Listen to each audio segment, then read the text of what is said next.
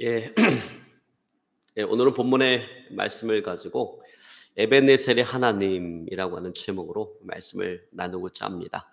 오늘 말씀 나누기 전에 우리 축복합니다. 앞뒤 또 좌우 바라보시면서 오늘 그렇게 한번 축복합니다. 하나님께서 여기까지 우리를 도우셨습니다. 아멘. 여러분, 하나님의 도움의 손길이 항상 저와 여러분의 삶 가운데 함께 할 수 있기를 오늘 시간 주님으로 축원합니다. 여러분, 하나님께서 붙들어 주시지 않으면 우리의 인생은 허무한 인생입니다. 무의미한 인생입니다. 헛된 인생입니다.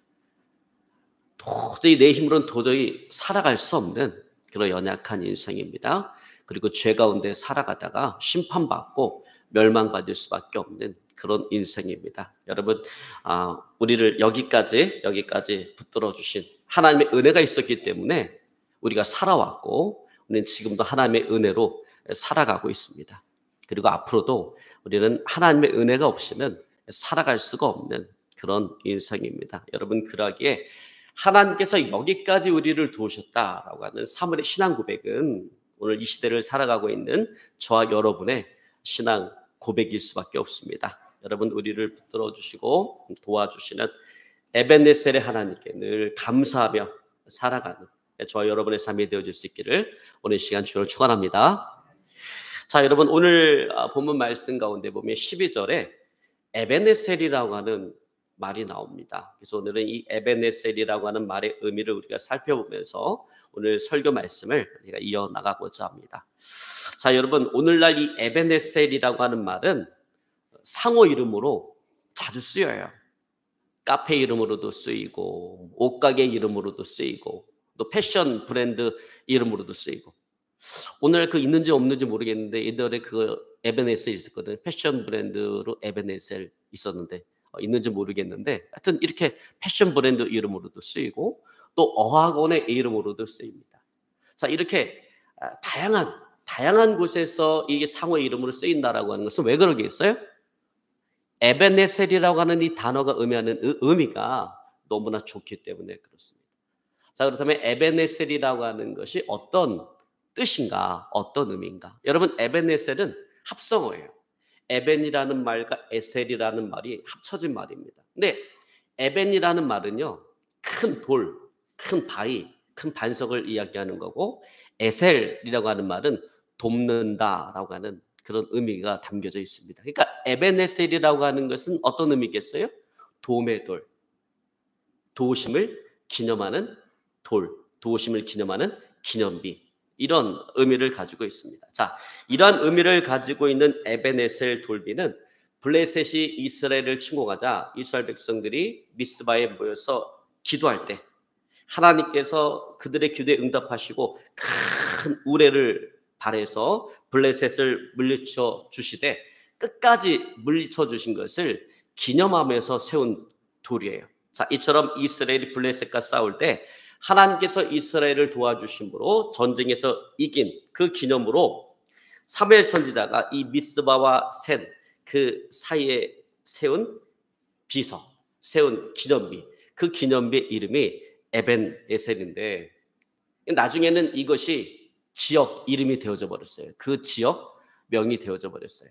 근데 여러분, 중요한 것은 에벤에셀이 기념비의 이름이냐 지역 이름이냐 이것이 아니라 중요한 것은 뭐가 중요한 거예요? 하나님께서 그들을 도우셨다. 그리고 어제나 오늘이나 영원토록 동일하신 하나님은 오늘날에도 여전히 우리를 도우신다라고 하는 것입니다. 여러분, 믿으시기를 주를 축원합니다. 여러분, 하나님은 지금 이 순간에도 우리를 도우시는 하나님이신 거예요. 여러분, 하나님의 도우심이 필요합니까? 여러분, 지금 이 순간 하나님의 도우심이 필요하세요? 여러분, 그렇다면 하나님은 우리를 도우시는 에벤네셀의 하나님이심을 믿어야 돼요. 여러분, 믿으시기를 바랍니다. 근데 안타까운 것은 뭐냐면 오늘날 많은 그리스도인들에게 이것이 믿음으로 받아들여져야 되는데 이게 믿음으로 받아들여지지가 않고 소망사항으로 받아들여지고 있다라는 거예요. 그러니까 많은 사람들이 에벤네셀 하나님을 믿어야 되는데, 나를 도우시는 그 하나님을 믿어야 되는데 그 하나님을 믿지 못하고 하나님께서 나를 도와주셨으면 좋겠다라고 하는 희망 사항 정도로 이렇게 생각한다라는 거예요. 여러분 참 안타까운 일입니다. 여러분 바라기는 오늘 예배를 드리는 저와 여러분 우리가 기도할 때 하나님 반드시 우리를 돕는다라고 하는 그 사실을 믿고 여러분 간구하는 자 되시기를 오늘 시간 주를 축원합니다. 여러분께서 우리가 문제가 생길 때마다 하나님께서 좀 도와주셨으면 좋겠다 이렇게 생각해서는 안 돼요. 어떻게 문제가 생길 때마다 어떻게 해야 돼요? 하나님께서 반드시 도와주신다. 하나님께서 반드시 역사해 주시고 해결해 주신다. 여러분 우리 이렇게 믿고 선포해야 되는 거예요. 여러분 하나님은 우리 입술의 고백대로 역사하세요. 내가 말한 대로 역사하세요. 내가 믿음으로 내가 고백하고 믿음으로 선포하면 그렇게 역사하시는 거예요. 여러분 그렇습니다. 믿음의 선포대로 되어지는 거예요. 여러분 그렇습니다. 우리가 하나님의 도우심을 믿고 간구하고 선포할 때 하나님 반드시 역사하십니다. 해결해 주십니다. 도와주십니다. 여러분 믿으시기를 저를 축원합니다. 자, 그렇다면 하나님은 그럼 구체적으로 어떤 사람을 하나님께서 도와주시는가라고 하는 거예요. 자, 여러분 오늘 성경 말씀을 통해서 우리가 한번 알아보기를 원합니다. 자, 첫째로 하나님은 어떤 사람을 도와주시는가? 그를 간절히 사모하는 자를 도와주신다. 그를 간절히 사랑하는 자를, 하나님을 간절히 사랑하는 자를 도와주신다라고 하는 거예요. 자, 여러분 오늘 사무엘상 7장 2절 하반절에 보면 이렇게 이야기합니다. 이스라엘 온 족속의 여호와를 사모하니라 이렇게 말씀하고 있습니다. 여러분 하나님의 법궤가 이 블레셋과 전쟁할 때 이 법궤를 빼앗겼어요. 근데 그 법궤가 블레셋 땅에 있으니까 블레셋 땅에 계속 재앙을 가져다 주는 이 법궤가 이스라엘 백성들에게 있을 때는 축복을 가져다 주는 법궤가 블레셋 땅에 들어가니까 세상에 다곤 신전에 갔다 오니까 다곤 신전이 그 앞에 엎드려 절을 하고 이 법궤 앞에 나중에는 또 세워놓으니까 나중에는 목하고 손이 다 부러지고 그 앞에 엎어지고 그러니까 도저히 안 되겠는 거예요. 막 전염병이 돌고 하니까 블레셋 사람이 이 법궤를 어디다 갖다 놨냐면 기랏 여아림이 이스라엘 땅인데 기랏 여아림에 갖다 놨는데 거기 그 기랏 여아림에 아비나답이라고 하는 그 사람의 집에 그 법궤가 20년 동안 머물러 있었습니다. 그러면서 그때 그 이스라엘 사람들이 그 하나님의 법궤를 엄청나게 사모했어요. 여러분 법궤를 사모한다라고 하는 것은 어떤 의미냐면 이건 하나님을 사모한다라는 거예요. 하나님을 사랑한다라는 거예요. 여러분 법궤가 뭡니까? 법궤가 나무 상자잖아요. 근데 그 나무 상자 안에 뭐가 들었어요? 십계명 두 돌판, 아론의 쌍난 지팡이, 만나를 담은 항아리가 그 안에 담겨져 있고, 근데 이 법궤가 또 뚜껑이 있어요. 뚜껑이 있어요. 근데 그 뚜껑의 이름이 원어로 뭐냐면 힐라스테리온인데 우리나라 말 성경에는 뭐라고 번역되어 있냐면 시은좌 이렇게 되어 있어요. 시은좌. 그러니까 하나님께서 은혜를 베풀어 주시는 보좌다 이렇게 되어 있어요. 그러니까 법궤 뚜껑이 뭐예요? 법궤 뚜껑이 하나님의 보좌예요. 하나님께서 임재하시는 장소예요. 그게 보좌예요. 그래서 이스라엘이 40년 동안 광야 생활을 할 때 그들이 그 성막을 딱 쳤을 때 성막 가운데에서도 그 법궤가 어디에 있습니까? 지성소 안에 딱 안치되어 있잖아요. 근데 모세가 들어가서 늘 하나님의 음성을 들을 때 어디에 들어가요? 지성소로 딱 들어가면 하나님께서 그 법궤 뚜껑, 거기 쉬운 자니까 하나님의 보좌니까 그곳에 임재하셔서 모세에게 말씀해 주시고 이스라엘 백성들에게 축복해 주셨단 말이에요. 그러니까 이스라엘 백성들이 법궤를 사모했다라고 하는 것은 단순히 그 나무 상자를 사모했다라는 게 아니에요. 그 법궤 위에 임재하시는 하나님을 그들이 사모했다라고 하는 거예요. 여러분 그렇습니다. 우리가 하나님의 도우심을 얻기 위해서는 우리의 마음이 하나님을 사랑하는 마음으로 온전히 이렇게 모아져야 된다는 거예요.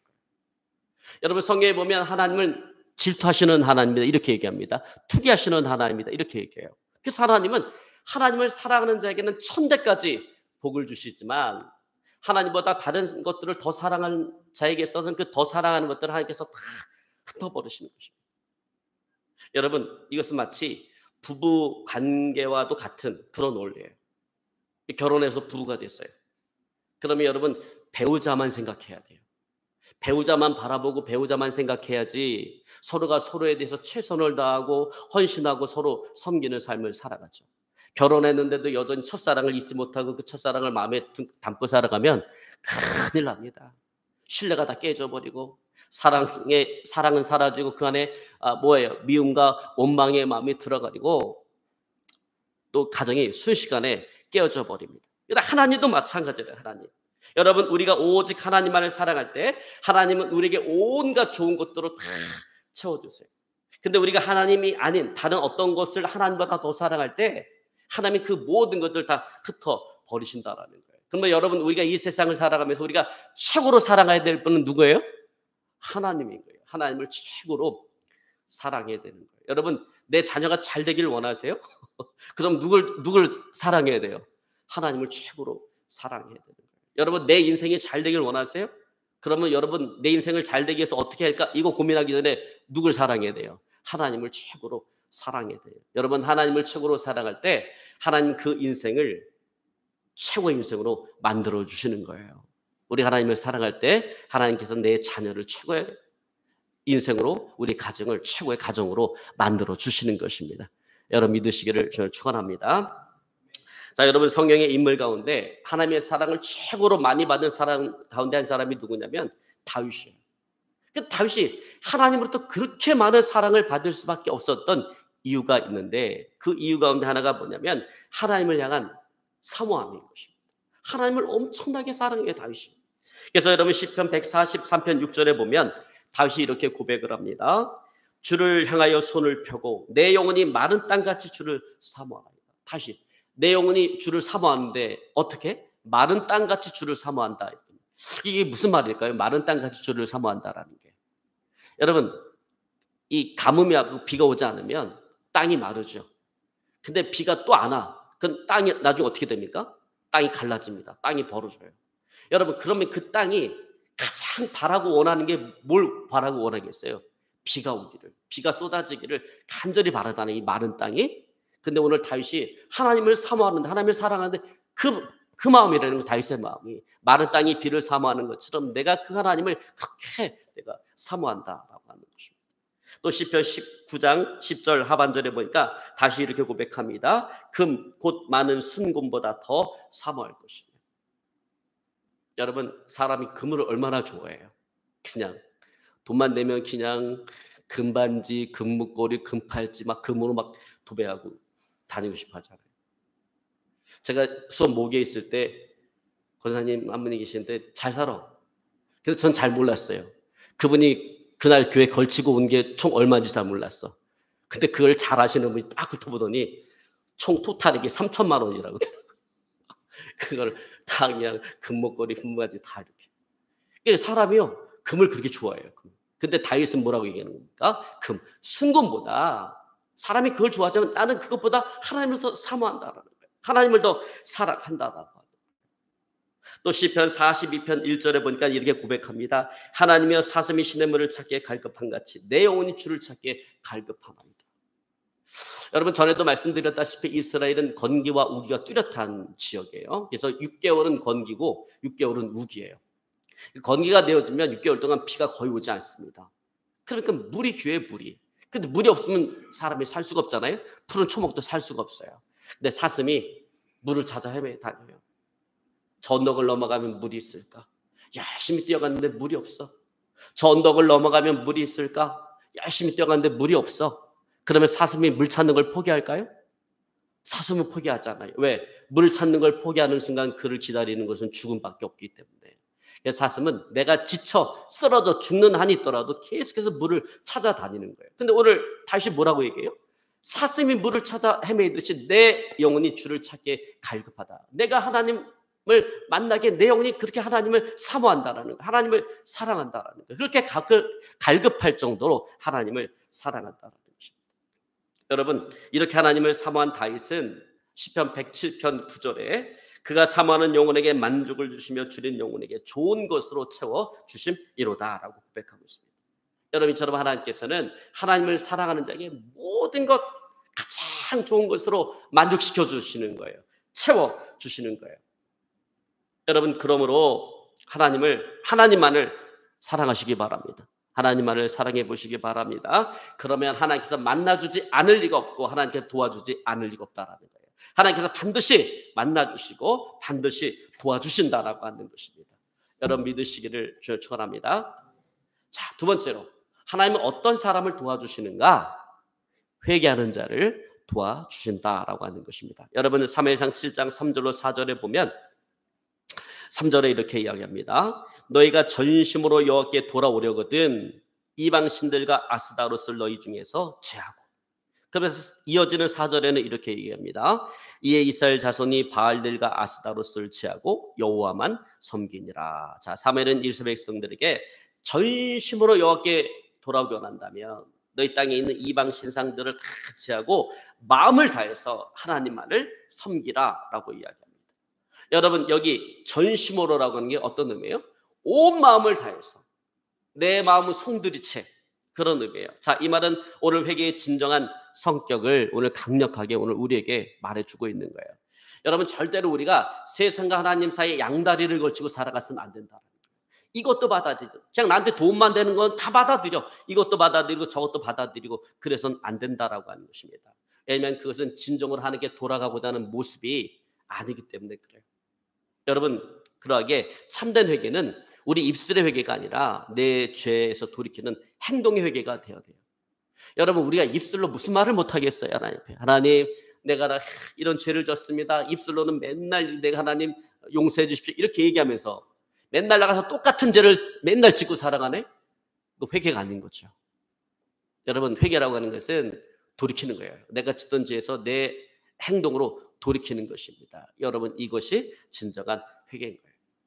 죄인을 구원하시고 하나님 나라 백성 삼아주신 그 하나님 앞에 세상을 바라보고 세상을 향하던 나의 시선을 이제 하나님을 바라보고 하나님을 향해서 하나님을 바라봐야 된다는 거예요. 그리고 그리로 나아가야 된다는 것입니다. 그리고 그것이 하나님과 보다도 깊은 교제를 나누며 살아가야 되는 것입니다.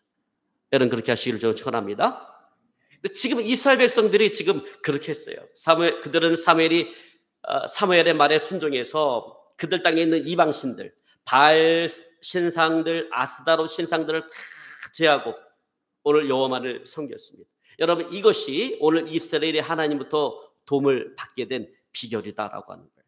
그러나 반대로 그들이 하나님을 떠났을 때 어떻게 됐습니까? 온갖 고난과 고통이 이스라엘에게 몰려왔어요. 여러분, 그렇습니다. 우리가 하나님의 도우심을 구하기 원한다면 여러분, 회개의 약보다 더 좋은 약은 없어요. 그러니까 여러분, 우리 하나님 앞에 갈 때마다 늘 우리는 회개해야 돼요. 그렇잖아요? 여러분, 하루를 살아가면서 우리가 죄 짓지 않고 살아갈 수 있나요? 우리는 부지불식간에 죄를 짓 때가 많이 있거든요. 우리의 생각으로 또 마음으로 죄를 짓고 행동으로 내가 굳이 죄를 짓지 않는다 할지라도 마음으로 생각으로 죄를 짓 때 있잖아요. 그러니까 늘 하나님 앞에 나갈 때 회개하는 마음으로 나갈 때 하나님은요 역사하세요. 역사하시고 도와주시는 것입니다. 여러분, 사도행전 2장 38절에 보면 베드로가 그런 얘기합니다. 너희가 회개하고 제사함을 받으라. 그러면 성령을 선물로 받으리라 이렇게 얘기합니다. 여러분, 성령을 받았다라고 하는 것은 뭐냐면 그 자체가 하나님의 도우심인 거예요. 그래서 바울이 로마서 8장 26절 상반절에 이렇게 얘기합니다. 이와 같이 성령도 우리의 연약함을 도우시나니 이렇게 말씀하고 있습니다. 여러분, 비가 오고 막 천둥 치고 번개가 치고 벼락 치고 있는데 쇳덩이를 붙들고 있는 사람처럼 어리석은 자가 없어요. 근데 여러분, 마찬가지예요. 하나님께서 심판하시는 그 심판날에 죄를 붙들고 있는 사람처럼 어리석은 사람은 없는 것입니다. 여러분, 이것은요 만사불통의 원인이 되어지는 거예요. 여러분, 그러면 우리가 전심으로 하나님께 돌아가기 위해서는 아직까지 내가 버리지 못한 죄가 있다라고 한다면 그 죄를 온전히 회개하고, 내가 아직까지 하나님보다 세상적인 것을 의지하고 있는 것이 있다고 한다면 내가 의지하고 있는 그 세상적인 것들을 다 우리가 버려야 된다는 것입니다. 여러분, 그렇게 하시기를 오늘 시간 주님을 축원합니다. 자, 마지막 세 번째로 하나님께서 어떤 사람을 도우시는가? 기도하는 사람을 하나님께서 도우신다라고 하는 거예요. 자, 여러분, 우리 5절을 한번 봅니다. 자, 5절에 사무엘이 가로되 온 이스라엘은 미스바로 모이라. 내가 너희를 위하여 여호와께 기도하리라. 여러분, 창세기부터 요한계시록을 쫙 살펴볼 때 하나님께서 언제 가장 많이 도와주시나요? 우리를 언제 가장 많이 도와주시나요? 기도할 때입니다. 기도할 때. 그래서 시편 50편 15절은 말합니다. 환난 날에 나를 부르라. 나를 부르라는 게 뭐예요? 기도하라는 거예요. 환난 날에 기도하라는 거예요. 환난 날에 나를 부르라. 내가 너를 건지리니 내가 나를 영화롭게 하리라 라고 말씀하고 있습니다. 여러분, 역대하 14장에 보면 구스 나라, 오늘날 이야기하면 에티오피아인데 구스 나라의 세라 장군이 100만 대군을 이끌고 이스라엘을 쳐들어왔어요. 그때 아사 왕이 하나님 앞에 부르짖어 기도할 때 하나님께서 그 기도를 들으시고 승리케 하셨습니다. 그래서 여러분 그 시편 46편 5절 하반절에 보면 이렇게 얘기합니다. 그 사건을 배경으로 해서 이렇게 얘기합니다. 새벽에 하나님이 도우시리로다. 여러분 여기서 말하는 이 새벽은 어떤 새벽이에요? 기도의 새벽이에요. 기도하는 그 새벽이에요. 그래서 예수님께서도 새벽 미명이 되어지면 한적한 곳에 나가서 기도하셨습니다. 여러분 우리나라 그 새벽 기도의 원조 길선주 목사님께서도요. 새벽에 간절히 부르짖어 기도하다가 온몸이 막 뜨거워지는 그런 성령 체험을 하게 되어지고 이 땅에 부흥의 불길을 가져온 거예요. 여러분 목사님들이 새벽 기도만 없으면 새벽 예배만 없으면 좀 목회 좀 할만하다 이렇게 생각한대요. 그래서 어떤 목사님 그랬대잖아요.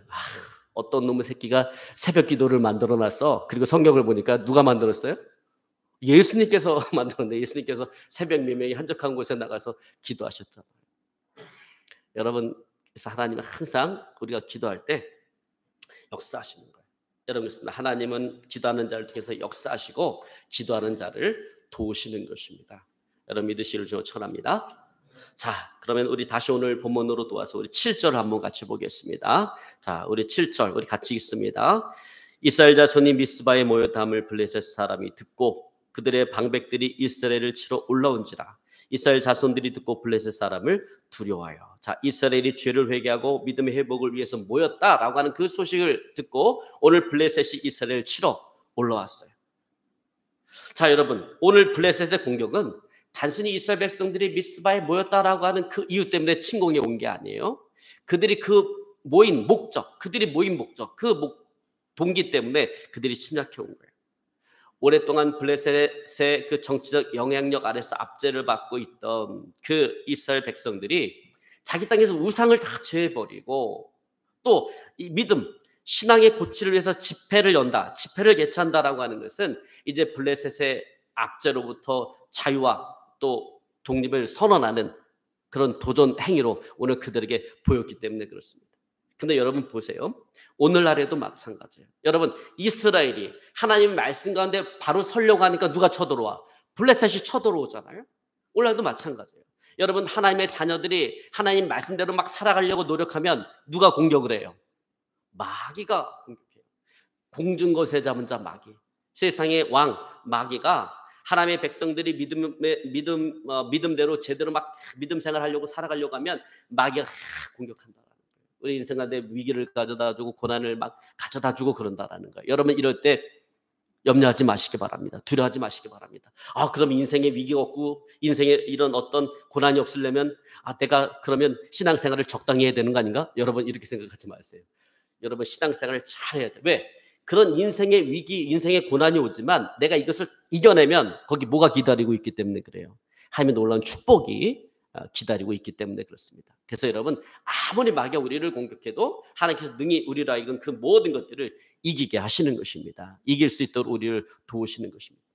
여러분 보십시오. 지금 이스라엘 백성들이 기도하러 모였기 때문에 땅을 영토를 지키는 사람이 없어요.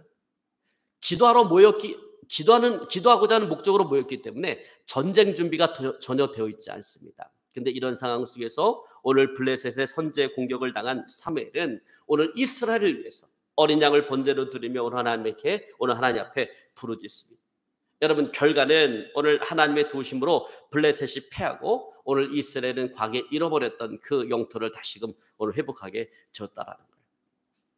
여러분 인생의 위기 앞에서 여러분 두려워하지 말고 여러분 기도하며 기다리시기를 바랍니다. 여러분 기도에 항상 힘쓰시기를 바랍니다. 여러분 기도는 만사를 형통케 하는 거예요. 여러분 기도는 하나님의 무한한 지혜와 능력을 우리에게 가져다주는 우리가 끌고 오는 통로인 것입니다. 여러분 믿으시기를 주로 축원합니다. 자 여러분 하나님께서는 인간이 생각할 수 없는 지혜와 능력으로 오늘 이스라엘을 도우셨어요. 여러분 한번 보세요. 자 10절 사무엘상 7장 10절 하반절에 보니까 이렇게 이야기합니다. 그날에 여호와께서 블레셋 사람에게 큰 우레를 바라사 그들을 어지럽게 하시니 그들이 이스라엘 앞에 패한지라. 여러분 여기에 보면 이스라엘이 어떻게 이긴 거예요? 뭐 군사력으로 뭐 지략을 잘 짜서 이긴 거예요? 아니죠. 큰 우레를 바라사 그들을 어지럽게 하시니 그들이 이스라엘 앞에 패한 자. 여러분 하나님의 지혜와 능력이 얼마나 놀랐습니까? 여러분 이것은 인간이 헤아릴 수 없는 하나님의 지혜이고 하나님의 능력인 거예요. 자 여러분 이스라엘이 이런 식으로 승리하게 될 줄 누가 알았겠어요? 아니 우레를 발해서 그 우레를 통해서 이스라엘이 승리하게 될 것이다 누가 생각할 수가 있겠어요? 여러분 이것은 우리의 상식을 초월하는 도우심인 것입니다. 그런데 하나님은요 지금도 종종 우리가 헤아릴 수 없는 그런 지혜와 능력으로 우리를 도우시는 것입니다.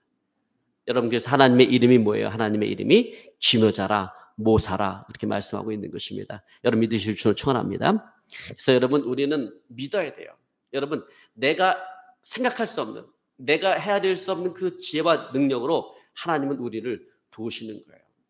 그래서 돌이켜보면 야 세상에 이렇게 기묘한 방법을 하는 게 나를 도우셨네? 모든 상황이 내가 코너에 몰리는 것 같고 내 뜻대로 안 되는 것 같은데 나중에 가서 보면 하나님께서 이렇게 나를 도우셨네? 여러분 그것을 깨닫게 되는 날이 올 것입니다.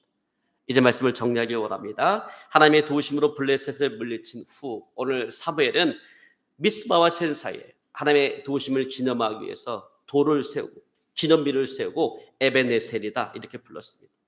저 여러분 우리의 인생길에도 우리가 하나님을 사모하고 하나님을 사랑하고 우리의 삶을 돌아보며 회개하고 어떤 상황 가운데서도 무한한 지혜와 능력으로 우리를 도우시는 그 하나님께 늘 우리가 기도함으로 저 여러분 우리 인생길에도 에베네셀의 기념비를 세워나가는 저 여러분의 삶이 되어질 수 있기를 오늘 시간 주님을 축원합니다. 여러분 에베네셀의 하나님 언제나 우리를 도우시는 하나님을 여러분 잊지 마시길 바랍니다. 하나님은 언제나 우리를 반드시 도와주십니다. 반드시 승리케 하십니다. 그리고 우리는 승리한 그 자리에서 오늘 사무엘 선지자 같은 그런 고백을 하게 되어질 거예요. 하나님께서 여기까지 우리를 도우셨다라고 우리는 고백하게 되어질 것입니다. 그런 저와 여러분의 삶이 되어질 수 있기를 오늘 시간 주님을 축원합니다. 오늘 말씀 붙잡고요 간절히 기도하기 원합니다. 하나님은